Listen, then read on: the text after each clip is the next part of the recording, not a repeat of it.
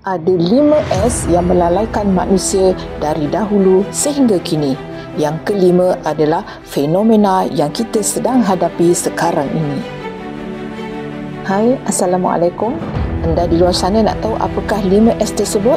Tapi sebelum tu sila manfaatkan kelima butang yang ada di tepi ini supaya kita dapat tahu apakah isu-isu semasa yang berlaku sekarang ini yang sedang melanda manusia di dunia ini. S yang pertama iaitu disebut sebagai smoke.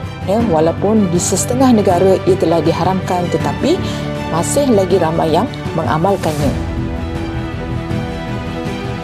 S yang kedua iaitu kita sebut sebagai sport ataupun sukan walaupun atas alasan kita ini nak beriadah tetapi setengah orang menjadikan ia sebagai satu hobi yang kadang-kadang boleh melalaikan untuk melakukan kerja-kerja hakiki mereka.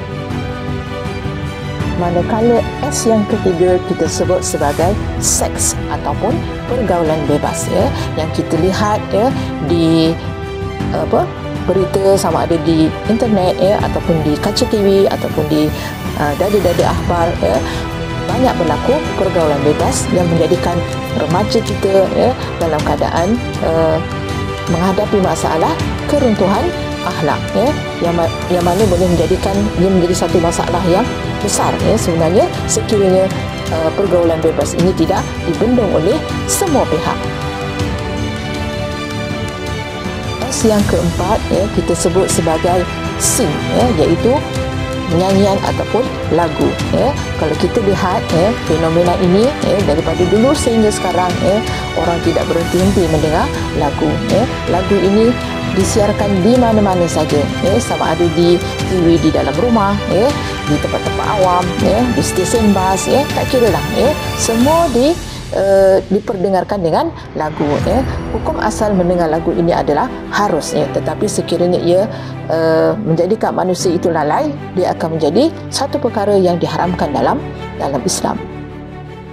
Dan S yang kelima iaitu kita sebut sebagai screen, sebagaimana yang anda lihat pada wajah saya sekarang ini, anda melihat skrin, dan skrin ini sebenarnya adalah satu perkara yang boleh melalaikan juga kepada manusia sekarang ini, dan ini adalah satu fenomena yang sangat orang kata di tahap yang membahayakan sekiranya kita gunakan skrin ini untuk perkara-perkara yang tidak elok ataupun yang buruk, tetapi skrin ini juga boleh menjadikan sesuatu yang boleh memberi manfaat apabila kita gunakan kepada perkara-perkara kebaikan.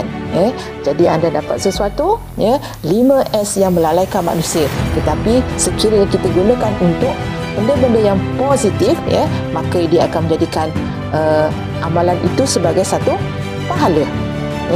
Jadi bolehlah kongsikan video ini kepada orang lain supaya kita dapat manfaat apa yang saya nyatakan tadi.